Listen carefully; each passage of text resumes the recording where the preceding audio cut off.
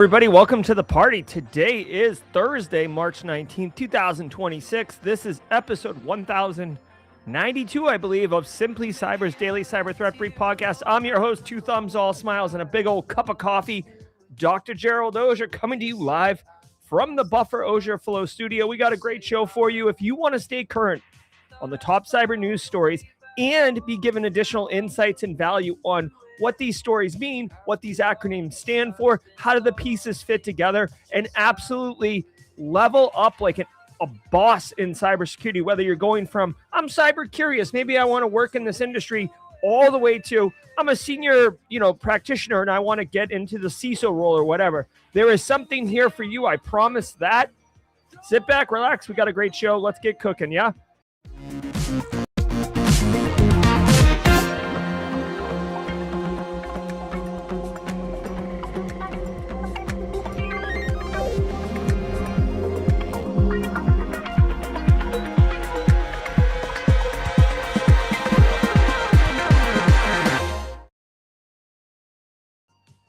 All right. Good morning, everybody. I hope you are doing well and had a lovely Wednesday. It was great here in the Low Country. It's great to see so many familiar friends and faces. Marcus Kyler, AdTech, Nick Dixon, recent first-timer, now squad member. What's up, Nick Dixon?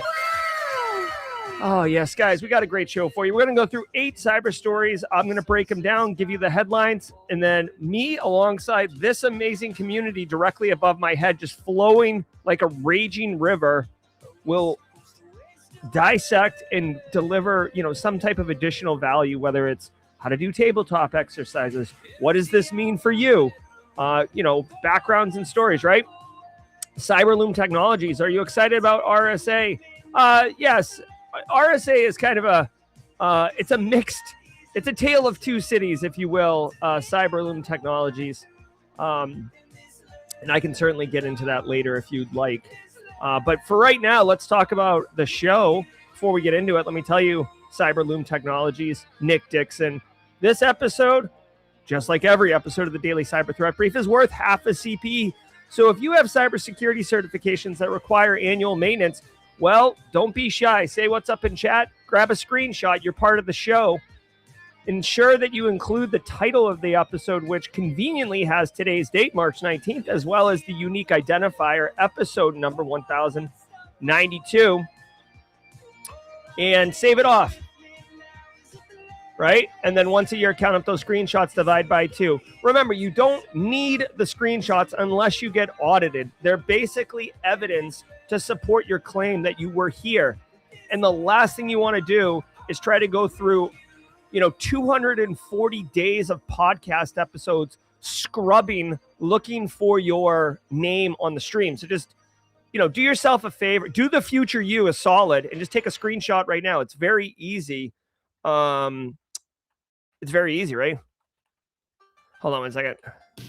I'm just asking the mod chat if they see the today's CISO series news blog post, because I don't see it. When I go here, I see March 18th, which is not today, and we don't live in the future. But you know what? I'm talking about mods. I'm talking about CPEs, RSA. You may be like, wait a minute, what is all this? I don't get it. Because I'm new here. Oh, I get it. I hear you. Listen, if you're here for the first time, don't just get comfortable. Let me personally welcome you to the community, to the show, to the vibes. If you're here for the first time, let us know in chat with a hashtag first timer in chat. Just grab your phone, grab your keyboard, grab your remote control if you're watching on the TV. Take a hot minute. Say hashtag first timer. We have a special sound effect for you. Welcome to the party, pal. Welcome to the party, pal. Nick Dixon knows what I'm talking about. Luis Gonzalez with the squad membership. Thank you, Luis Gonzalez and Kevin Beck, or sub to the channel.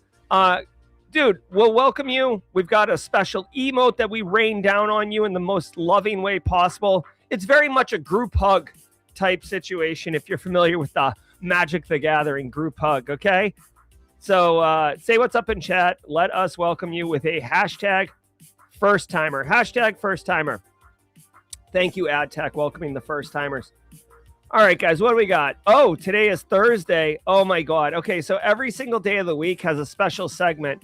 And this guy right here, this guy is on fire as far as personal branding and getting out there.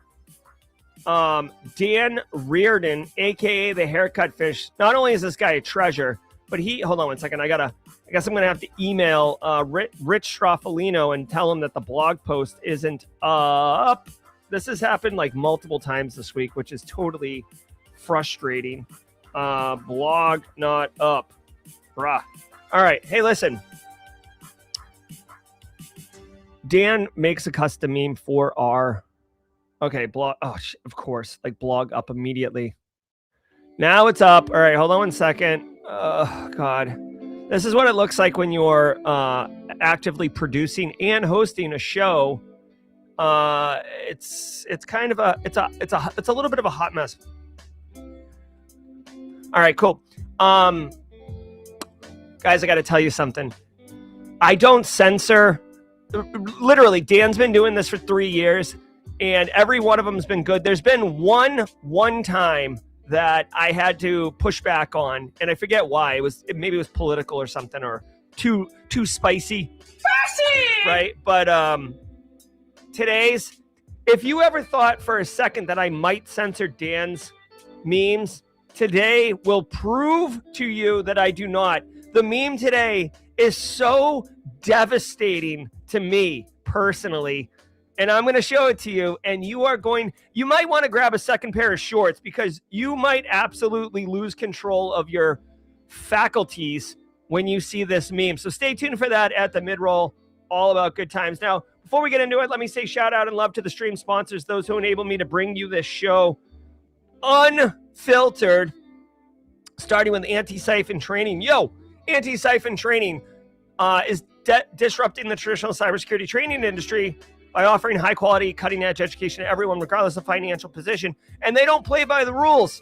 What do you mean by that? Well, how about a full day, one-day con, basically, SOC Summit, 10 experts giving 10 talks.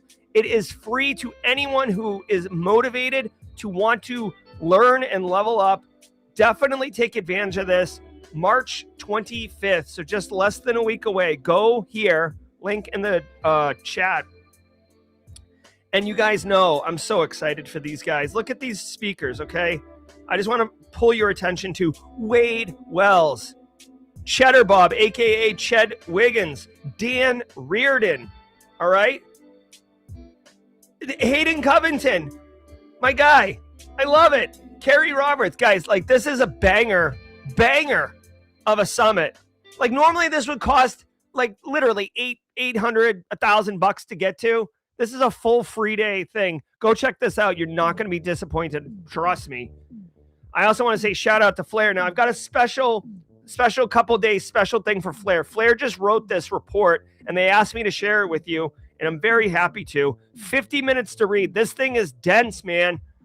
They wrote a report inside the North Korean infiltrator threat. All right? North Koreans are getting all sorts of IT jobs, insider threats, laptop farms in Tennessee, all these things. Flair paired with IBM X-Force. And if you guys know for a minute, I love Flair. I've been very open about that. But I also love IBM X-Force. Their reports are phenomenal, right? Unit 42's reports, Cisco Talos reports, Verizon Data Breach Incident Report, and IBM X-Force. That's like my Mount Rushmore of cybersecurity reports and threat researchers. And Flair has done this amazing job. You can get massive insights into how North Korea is operating. This is a smorgasbord for people to learn and level up their current knowledge of cybersecurity practicing in 2026. I'm going to drop a link to this. I'm telling you, go check this out. You will absolutely get value. Go to simplycyber. North Korea report. Dude, when they dropped this, I was like, what? I'm actually going to print this out and print it out because I like to read reports like this. Print it out, read it on the airplane to San Francisco. Believe that. All right, I also want to say shout out to ThreatLocker. ThreatLocker, longtime sponsor. Love what they're doing. Congratulations to them for pushing up, not just from the endpoint, but to the cloud.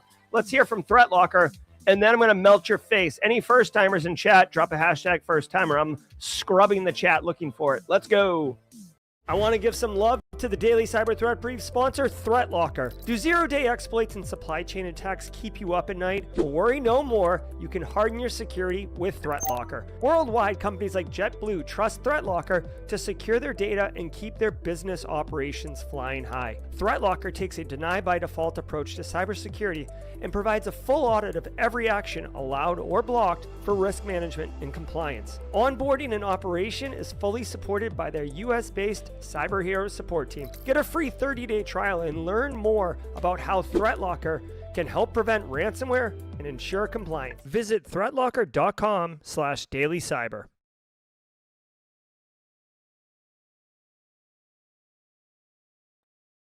All right, guys, guess what? It's that time. So do me a favor, everyone. Sit back, relax, and let's let the cool sounds of the hot news wash over all of us in an awesome wave. I will see you at the mid-roll where that meme is going to be. Oh, boy. Oh, boy. Let's go. From the CISO series, it's cybersecurity headlines. These are the cybersecurity headlines for Thursday, March 19th, 2026. I'm Sarah Lane. Dark Sword emerges from suspected Russian hackers. That's a cool Researchers from iVerify, Lookout, and Google identified a new iOS exploit kit called Dark Sword, linked to suspected Russian-backed groups and targeting users in Ukraine and beyond. The kit can steal passwords, messages, and crypto wallets, and may impact millions of iPhones running older iOS versions, though vulnerabilities have since been patched by Apple. ShieldGuard. All right, we've got a first-timer in the chat, and I appreciate Corporate Kevin for saying what's up and letting us know it's his first time. Corporate Kevin with a K, corporate with a K, at Corporate Kevin. Welcome to the party, pal, Corporate Kevin. Welcome to the party, pal. And Kevin, I hope you have a very nice time with the stream today. All right, so check it out. This kit, which is basically a malware collection named Dark Sword. I got to tell you, I don't know who names these things, but Dark Sword's pretty awesome. Okay, like I low-key want to go infect myself so I can say I have Dark Sword. Okay, iOS exploit now in use by Russian hackers. iOS is not it's the operating system for iPhones, iPads, etc. By the way, just fun fact, a little nostalgia. iOS is actually the operating system for Cisco networking equipment, but they never really tried to brand it. So like Apple is kind of taking that moniker. All right, so researchers. Oh, the point is iOS is not unbreakable or oh my god, I'm having like a brain fart. It's not invincible, okay? It's not invincible. It's just harder to get the exploits or the malware payloads on the devices because they have to go through the Apple store and the walled garden of all that. But if you have an exploitation and you can send a text message or get someone to open a like a file that the font rendering engine's gonna exploit something on the device, well then that doesn't have to go through the walled garden, right? All right, so let's see what's up. Russia is targeting Ukraine users specifically.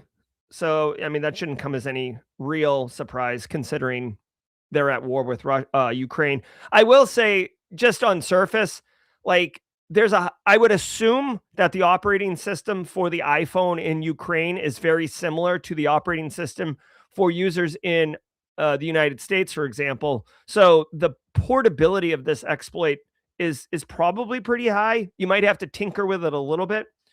And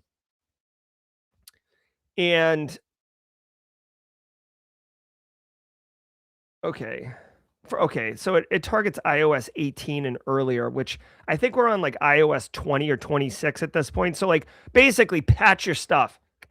You gotta patch it.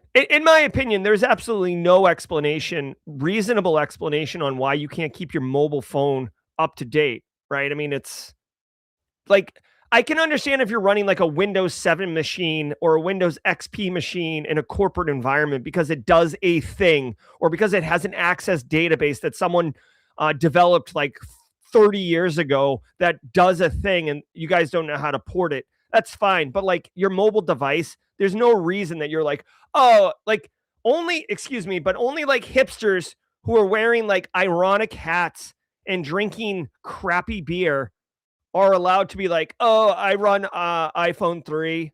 Oh, it's so good. Like, look at the icons for my Instagram app. It's so so retro. Like those people, fine. You can run iPhone 3 and take on the risk of getting exploited. But for the rest of us, just patch your phone, bruh.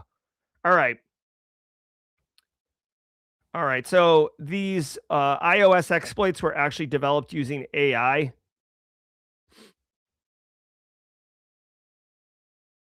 All right. And they're saying that this is good. So here's an insight that I pick up from this immediately. Okay.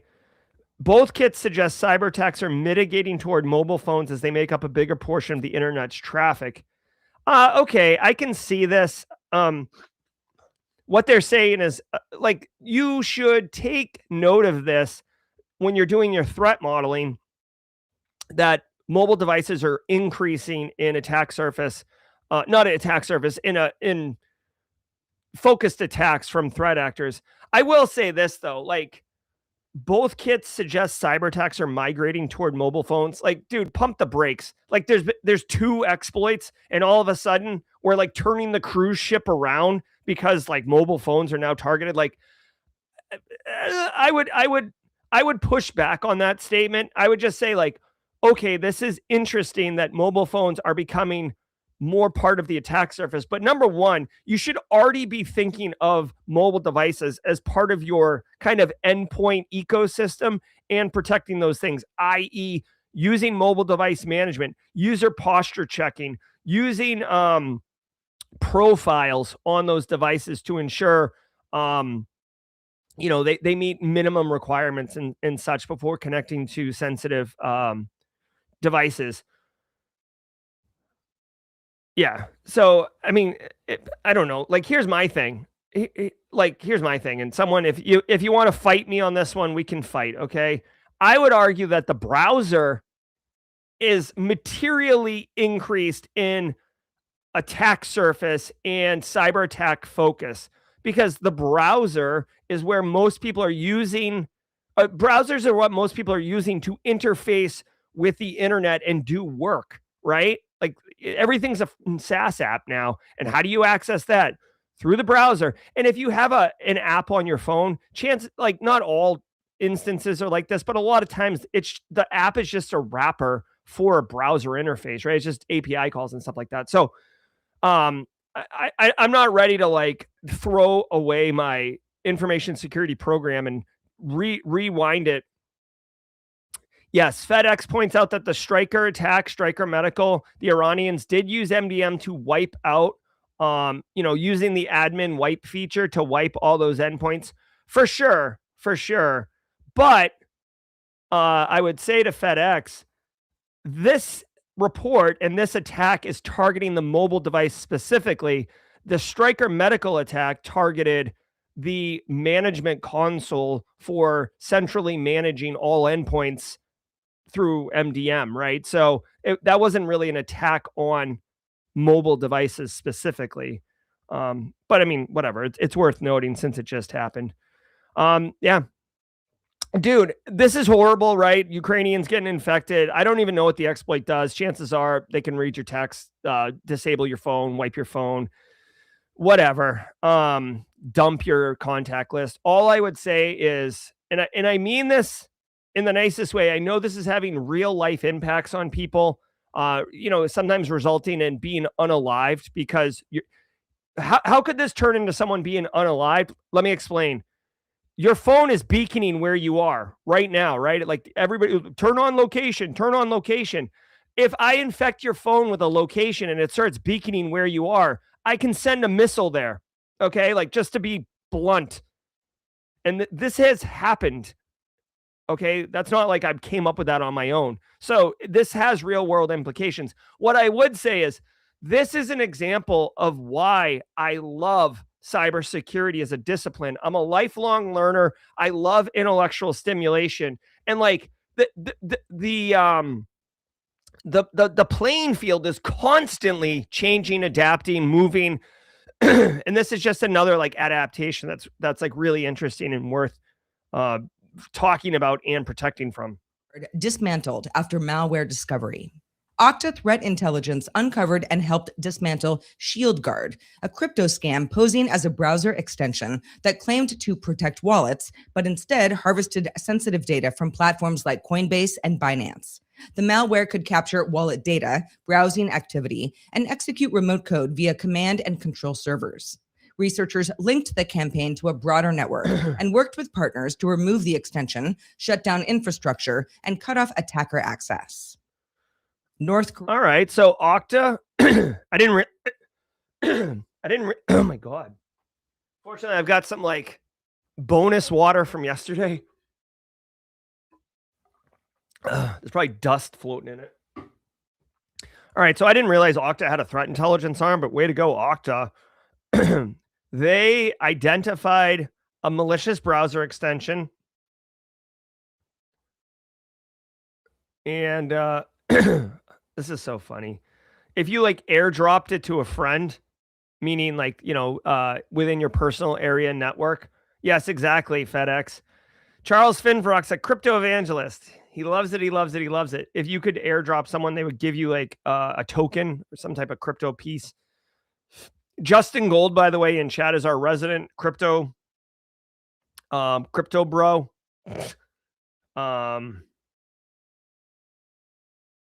That's so funny. So this malicious extension used social engineering to get people to install it. It was designed, it was marketed as being able to detect suspicious transactions before the user approved them, which is hilarious. Dude, I'm telling you, some of the best malware out there hides in plain sight, right? Like, or social engineering attacks, right? Criminal calls you and they're like, hey, someone's trying to break into your account. Like, fails to mention it's them. Hey, someone's trying to break into your account. I need to confirm your information. Like, give me your password and I'm going to send you a 6-digit PIN. And then you roll in, right? All right. So this malicious browser extension would harvest wallet addresses. Sure. Execute remote code via C2, right? So this is a full featured thing. They said that they intercepted it. I would assume that some victims were impacted by this, right? Because the way that they kind of position this is that they got in front of it before bad happened. But in reality, this was happening. Okta Threat Intelligence discovered it and went through the proper channels to get the extension removed from the Google store to hopefully let people know that they were infected and that they should remove this extension. Very, very cool. I guess, how did they discover it? That's really the question I have. Of course, it doesn't friggin' say it in the story. Awesome story, guys. Great reporting here. Okay, hold on. There's an advisory from Okta. Let's see. Again, like, to me, this is an interesting cyber story, academically only. Like, but my users that I protect aren't using crypto. If you use crypto, there's like inherent risk that you're taking on anyways. Diane Watson, welcome to the party. Welcome to the party, pal. I love it. Thanks, Diane Watson, for checking out the show. All right. So the ShieldGuard got onto the look. All right. So look at this. I mean, look at this webpage. So if you're listening on audio only, we're looking at the landing page for this malicious extension. And I'm telling you, this is not a seedy underbelly, dodgy looking website or anything. This looks like legit. This looks very real, which further conveys like how effective these threat actors are. Honestly, guys, I got to tell you, hold on, we got another one. Nakiva at Nakiva. Welcome to the party, Nakiva. Welcome to the party, pal. Let me just tell you this and then I'll move on. Number one, super pumped that this Chrome extension has been dismantled, okay, and that these criminals are not going to rob any victims. Number two, Claude Code, for example, like I have personal experience using Claude Code and having it write landing pages, which if you don't know the terminology, if you've ever like gone to a product web page, like, oh hey, check this out, like someone says something on social media, like, oh, cool extension, cool app, cool thing, come check it out. And you like click on something and you go to a page that has the information where you can sign up or download it. That's called a landing page. All right. I have used Claude Code to like basically pump out landing pages. I was doing it like as a student in a workshop, so it wasn't like I was using it. But dude, it was pushing very, very great looking landing pages. So threat actors can develop these very real looking professional landing pages in a few minutes, honestly. So you can't rely on like kind of the integrity or the quality or the professionalism of these landing pages now, because threat actors don't have to invest a lot of time or effort into making it look real. So this one right here, this was hosting malware. And yeah, I mean, look at this. I mean, it's got the whole website's quite thick. They had a very professional looking Twitter page. This, for all intents and purposes, this looked like a very real product. And you just got to be careful, guys. This is why I say it's tough to educate your end users on this one, because a lot of people just click, click, click. I'm going to give you a tip that goes beyond crypto extensions or whatever. Really, you should be very judicial about selecting browser extensions to install. As I just mentioned a few minutes ago, and Nakiva, if you're just joining us, maybe you missed it, but the browser is a massive attack surface, and threat actors know it, so they are focusing on attacking the browser, and these Chrome extensions is quite a popular way. Now, Legrat just said a professional Twitter page. What are you talking about? I mean, look at this. Look at this on stream, Legrat. Twitter account, blue check mark, 15 days left, join phase 1. Like, it's, a quality landing page announcement soon, great colors. Like, I'm not saying it's a professional Twitter page. I'm saying like the posts themselves. This, to me, if you look at this, you're like, that's a business. That's a tech startup. That's legit. That's not, North Korea or, Eastern European threat actor, right? They're putting some time and energy into the facade of it. But the reality is AI lets you vibe code these things super easily. Yeah, no problem, Legrat. Korea's fake IT worker army rakes in $500 million per year. Researchers at IBM X-Force and Flare Research report that North Korea runs... All right, hey, really quick. Guy named 303 says, how does one verify browser extensions for something like this? It's very difficult to, guy named 303. Number one, only get them directly from the Google Chrome store, like extension store. And even that's not going to work out for you all the time, because that malware was in the store. But don't download it. A lot of threat actors will just have like a pop-up saying that you need to install this extension to use the thing on the web page. But that's a social engineering attack to infect you. I mean, dude, just run lean, review the extensions you have. There's no silver bullet. The network of up to 100,000 fake IT workers across more than 40 countries, generating roughly $500 million per year for the regime. The operation uses recruiters, facilitators, and Western collaborators to place workers in remote tech jobs under stolen or fake identities. The researchers say these workers infiltrate companies, earn high salaries, and can access sensitive systems, highlighting a large-scale revenue and espionage pipeline tied to North Korea. Jesus. Okay, so first of all, this is pretty cool, because this story is Flare and X-Force, which is also like literally Flare's one of the show's sponsors, and that's the the asset that they asked me to tell you about today. It's being covered in the news, so like further in reinforcing that this is super dope. Right now, if you go to the pinned comment in YouTube chat, this is actually a link directly to that report. I'd also ask that you use the link that I pinned, simply because like every time you click it, it like increments a little tally counter, which tells Flare that people are using the link. it happens. It helps support the channel. So if you like the channel and you want to support it, that's a way to do it. All right, guys, we knew that the North Korean fake IT worker was legit, right? But dude, $500 million a year? Straight cash, homie. My goodness, dude, who knew? Like, to me, this is eye-opening. I really did not know that it was this level of success. They have built this thing out quite intensely. They have like recruiters, they're using deep fakes to get jobs. And it just goes to show too, like if you suspect you're interviewing someone and you suspect that they're North Korean deep fake or whatever, and you're like, hey, put your hand here or whatever, and they won't do it. They just hang up and get on another job interview. Like it really is wild that they're able to achieve this 100,000 strong. One thing that really sucks about this, I want to point out two things. One, that's 100,000.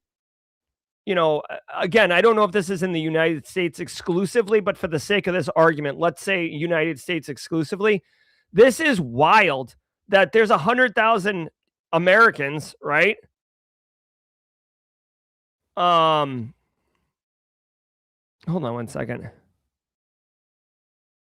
Oh, okay. So there's 100,000 Americans who don't have a job, right? So if you're currently, looking for work, if you're currently in between jobs, because you got riffed or laid off on a Friday or something, dude, they're taking our jobs. You know what I mean? Good God. Also, $500,000. I mean, that's like, unfortunately, that's $500,000 of business that businesses are doing with a company that is sanctioned to the roof on not doing work with. So very wild. Again, go to simplycyber.io/flare to get this report. I'm going to read it on the airplane, as I mentioned earlier.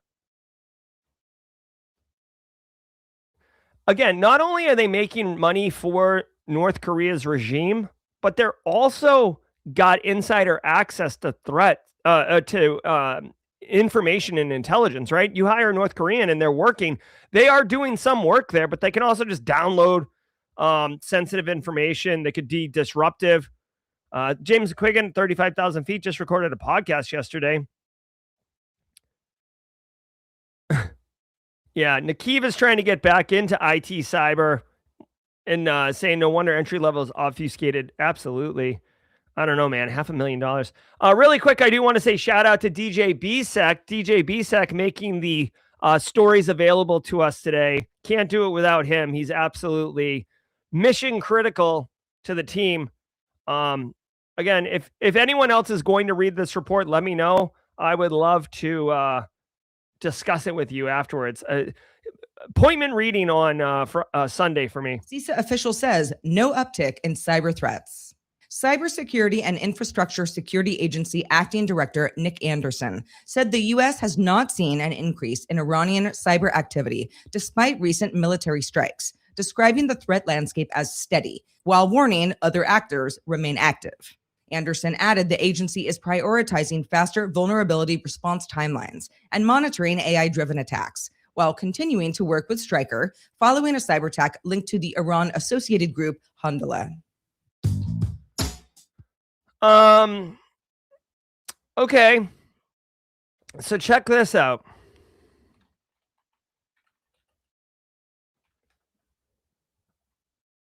Look at this. Dude, this was on yesterday's news, okay? Cyber attacks spiked 245% in the last 2 weeks. Also in today's news, CISA says no uptick in cyber threats. What are we doing here? Okay.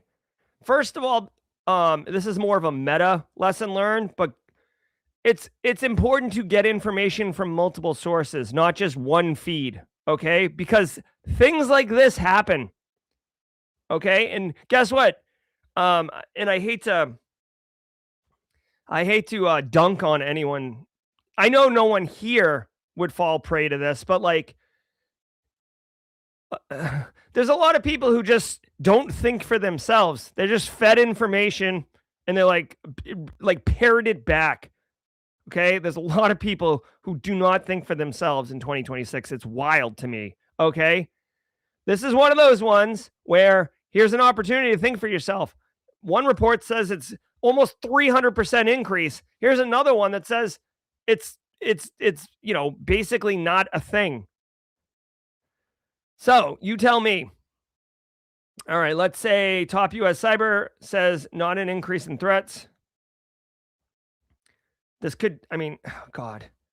I don't want to get into disinformation, misinformation, which is a dimension of cybersecurity that we have to be mindful of from a social engineering and cyber terrorism perspective. But this is kind of catches me off guard.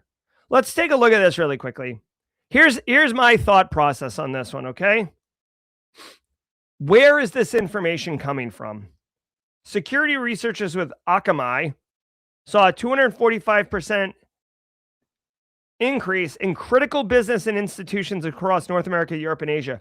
Now, Akamai, if you didn't know, Akamai is heavily distributed across the internet. You don't really see them on the front end, but Akamai is all up in the internet. So guess what? Their intelligence is founded on what is actually happening. So right away, I give the nod to this report's validity. Now, let's see where the CISA is getting their information from. We've not seen a rise in threat activity, which is fantastic. We can't take our eyes off of it. Okay. CISA continue to work with medical manufacturer Stryker. Okay. CISA's working to shorten the timeline. Okay. All right. So here's what I would say about this. Unfortunately, I don't believe this. I don't believe this. I love CISA. Okay. I think CISA is great for America. I think it's great for the cybersecurity industry at large. I don't know what they're looking at to come to this conclusion. Okay. I don't know what they're looking at. But the final thing I'll say, for better or worse, is you can use this report to help bolster your information security program. You can use this report to help get budget. By using fear, uncertainty, and doubt. Okay. But I just don't know what to say about this news story right here. Huge thanks to our sponsor, Adaptive Security. This episode is brought to you by Adaptive Security, the first security awareness platform built to stop AI-powered social engineering. Picture a new hire who interviews well, except they're synthetic. AI video, AI voice, AI backstory. Once they're in, they go after payroll, internal docs, and access. That's the new reality. The attack surface is trust itself. Adaptive fights back with realistic deepfake simulations and training that actually sticks. Learn more at adaptivesecurity.com. Yeah, I would agree. Also, DJ Bisek mentioning in the chat that CISA is actively helping Stryker Medical, which suffered a massive cyber attack directly from Iran. It's like the house is on fire, and they're not even the house is on fire right behind them, and they're just like, no. I don't know what they're doing. All right. So check it out.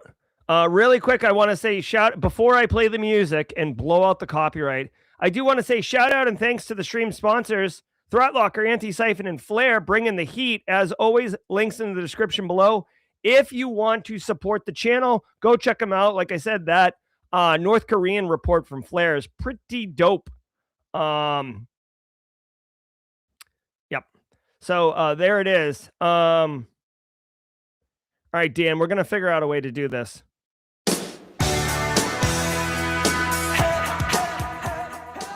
All right, guys. Hey, I want to say shout out to all the first timers. We got Nakiva, Corporate Kevin. I hope you guys are enjoying the crap out of the show. I'm certainly enjoying being up here and spitting into the microphone. You know, the 5 greatest rappers of all time are Dylan. I spit hot fire, man. Every single day of the week has a special segment. And Thursdays, my good friend and absolute talent, Dan Reardon, makes a custom meme for us. And what's your meme Thursday? I don't censor these ones, as you're about to find out.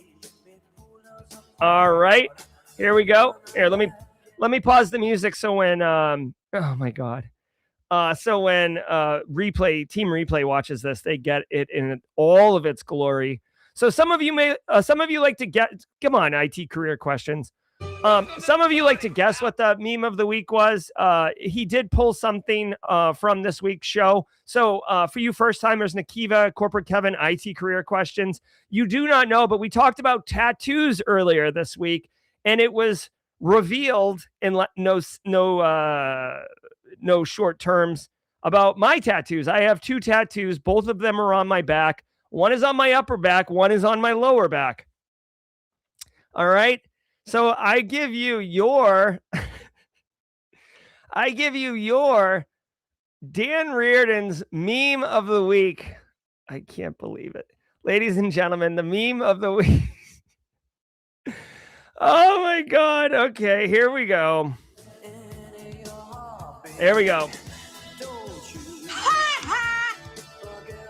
Yes, I do have a tribal tattoo across my lower back waistline. It goes, you know, it's there. It's a thing. And I will say Dan was very kind to have the heart with my wife's name on it. This is not what my upper back tattoo looks like. My upper back tattoo is actually in the middle, and it's a wolf. It's a Pacific Northwest Indian Native American a graphic tattoo. I will show you in San Francisco if you'd like to see it. In fact, I'll probably just show you on the stream if you want to see it. Here we go. Here we go. Want to see the tat? Want to see the ink? There we go. I'll drop it in chat. So Dan, thank you very much. As always, I don't censor this. Dan, you are... I owe you one, Dan. I do owe you one. We'll have to figure out how to do it. All right, let's get the la la la la's on here.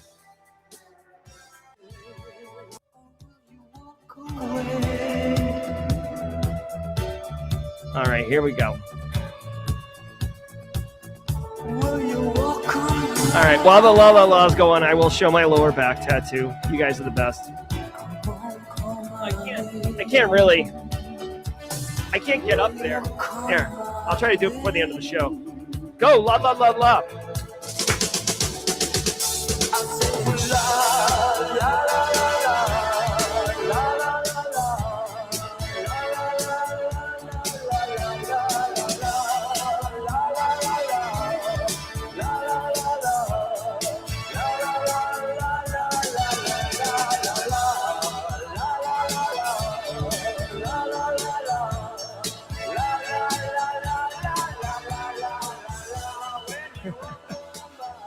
All right, let's finish strong, everybody. We got work to do. How SaaS apps enable massive breaches. A new report from Grip Security finds shadow AI embedded in software as a service apps is driving a surge in breaches, with a 490% increase in attacks and 80% involving sensitive data.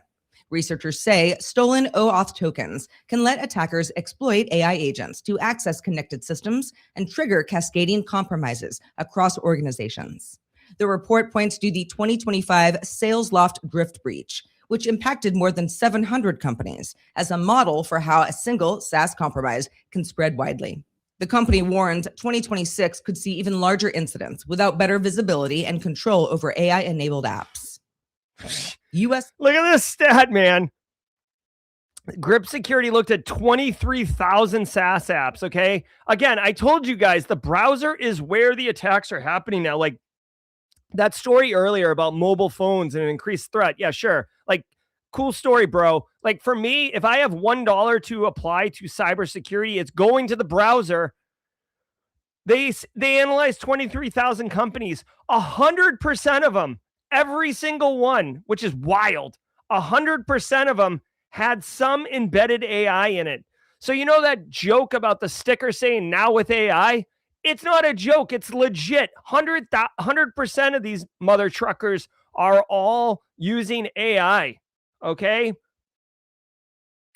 And honestly, the problem is they're saying that a lot of businesses, a lot of users of these products might not even know the AI is there. It's not accounted for. It's very easy to get the AI. Shall we play a game? It's very easy to deploy the AI and just like all of a sudden it's a new feature and you reviewed it originally, right? So if we do third-party risk and vendor management and stuff like that, you as a GRC person, maybe you did review this platform when you purchased it or when you signed up for it, but then they're constantly adding value, constantly adding functions. You're not going to re-evaluate these platforms. There's just too many of them that businesses use, and this is what's causing a problem.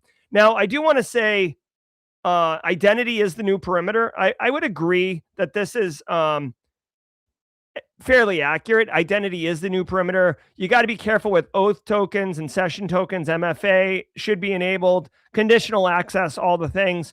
And it's going to get even crazier when we start doing non-human identities and giving agentic AI, a friggin' speed pass or a fast lane pass to get going. What I will tell you is this is like wildly coincidental. There's a company called Island that I checked out and I've been messing with, and I'm actually going to do some work with them. Like their whole thing, not their whole thing, but one of the things they do is provide essentially visibility into AI usage in your corporate environment. It's actually a pretty slick product. But anyways, hello, I'm boring. Okay. Hello. I'm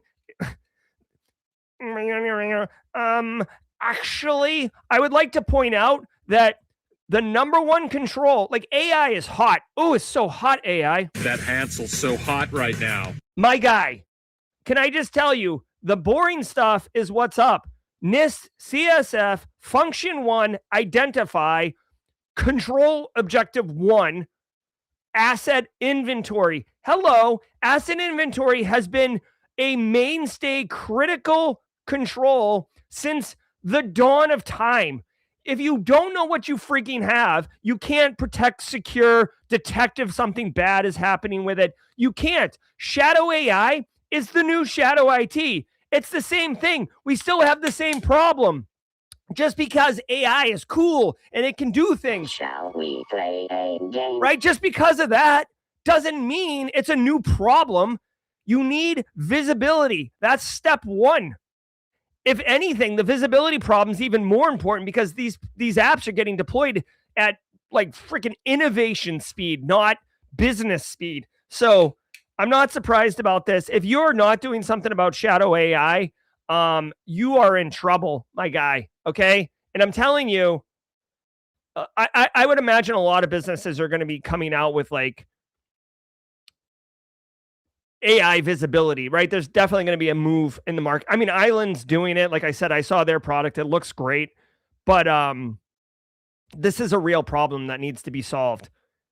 And I'm not just talking about you installing Claude code on your workstation. I'm talking about anything. Gemini in the browser, ChatGPT installed Fat Client, just anything. Like the visibility. Here's my thing. The visibility is important, and I want to point this out really quickly.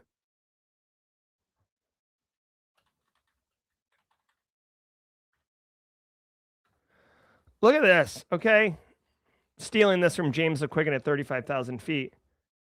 Like, this is just the Gen AI cybersecurity market, not the market around, like, productivity or utility. This is just the cyberspace, okay? Look at all these businesses. Tons of them. People are using AI all over the place. So my entire point of sharing this is you can't just be like, oh, we block Claude and Gemini. We are very good at our jobs. It's like, no, dude, there's like thousands of AI products out there. You don't know about many of them, okay? Intelligence chief grilled on absence of election threats. U.S. Intelligence Chief Tulsi Gabbard defended leaving foreign election threats out of this year's global threat assessment and explained her presence at the FBI raid on Georgia's 2020 election office. Gabbard says the omission reflects threat prioritization, not absence of risk. Lawmakers raised concerns about foreign influence, citing prior Iran, Russia, and China operations, and about Gabbard observing the FBI action at the president's request. AI. What? I thought that Tulsi Gabbard was being grilled about intelligence on Iran, like not being a real threat. I guess we're doing election stuff still. The Georgia election. This show is apolitical. It is not designed to get into the. We stay focused on cybersecurity up in this piece. Election security does fall under CISA. There is, voting village at DEF CON. So like there is overlap with our community. The fact that we're still talking about the election from 6 years ago gives me a popsicle headache. Yeah, I don't know why. I mean, here's the thing. Foreign threat actors have meddled with elections for years. Remember Russia breaking into the DNC's the head of the DNC's email and Hillary servers, they've been doing this for a while. Sandworm was involved. So like, I don't know why foreign threats would not be part of the assessment on election security. Honestly, I don't see how this is a news story for us to go over today. Like this is not, to me, this isn't really cybersecurity related. So I'm going to go ahead and do the MTV dating game show next. Next! Beats 99% of humans in hacking competitions.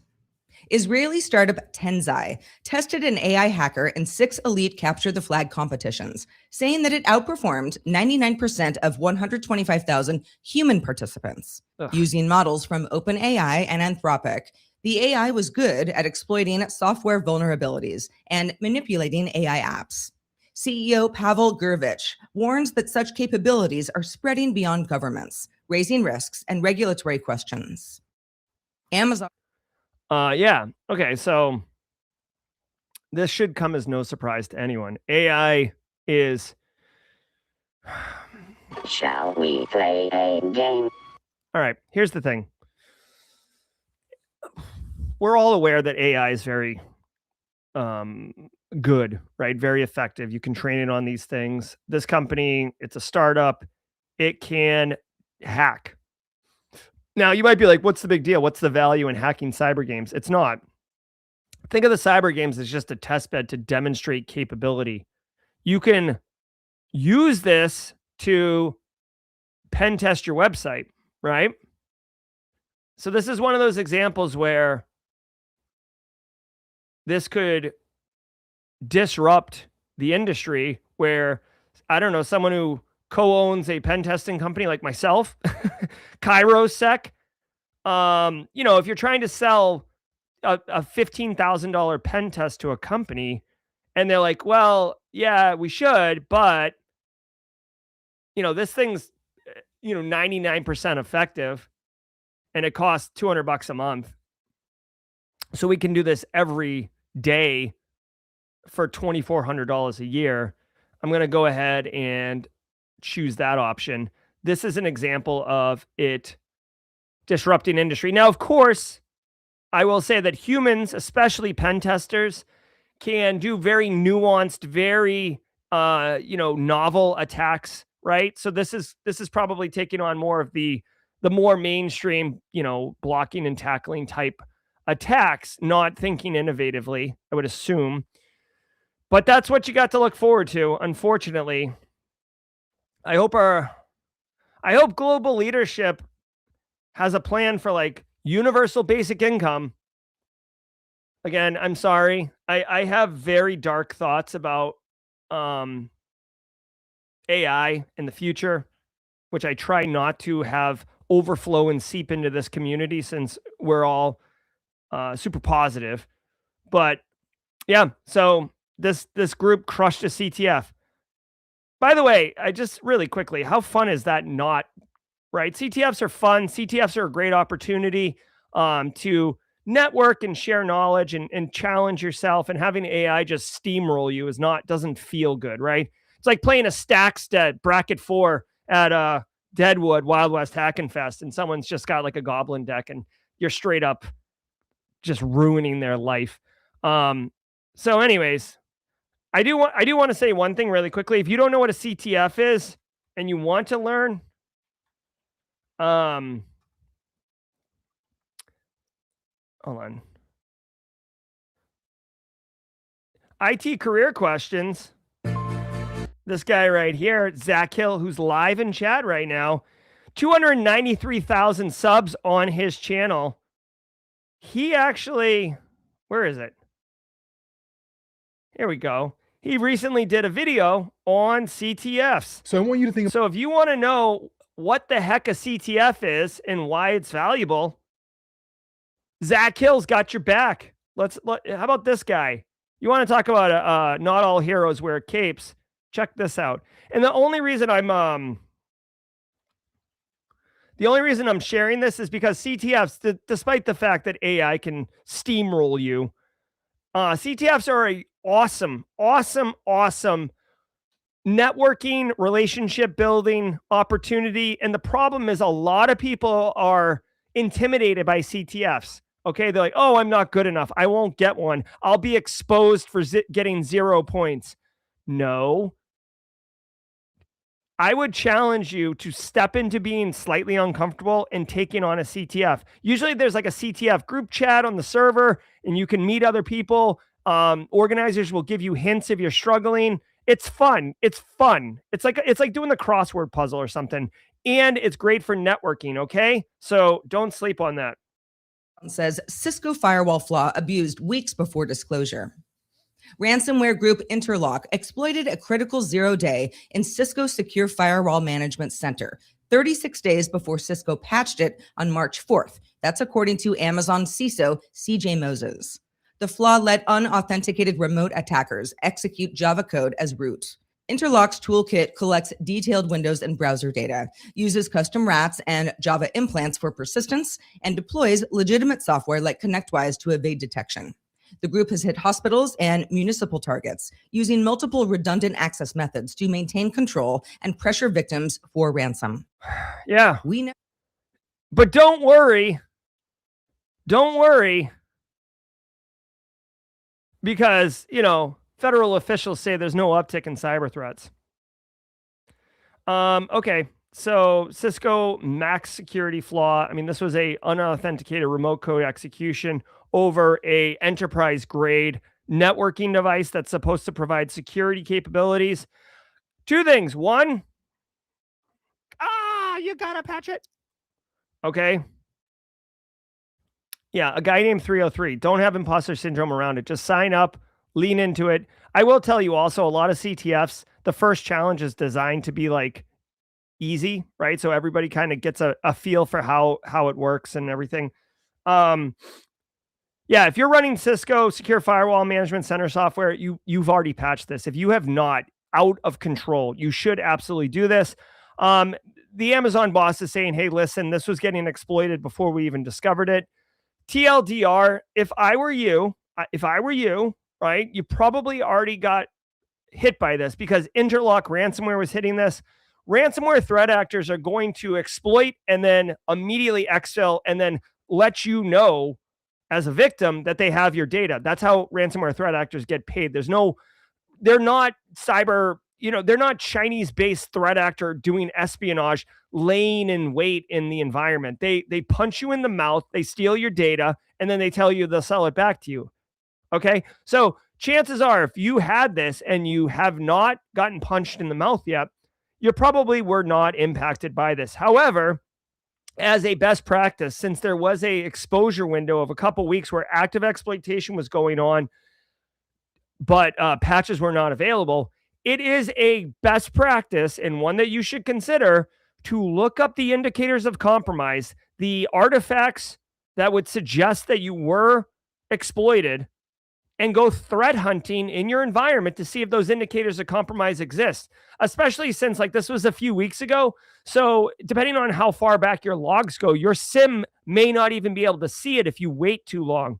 All right. So a SIM, by the way, a lot of people who aren't familiar with like SIMs and SOCs, or they're new to industry, might just think that there's like infinite logs, so you can always go back and look. That's not the case. Logs take up space. Space costs money.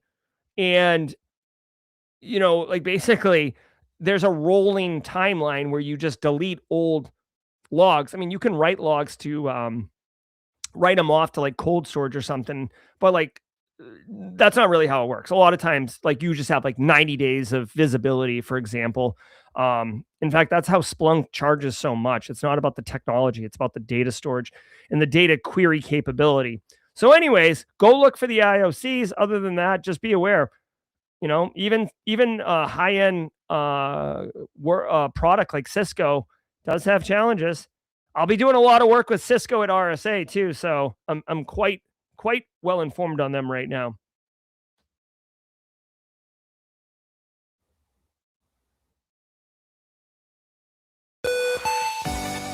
All right, yo. That is going to do it for today's show. Holla. All right.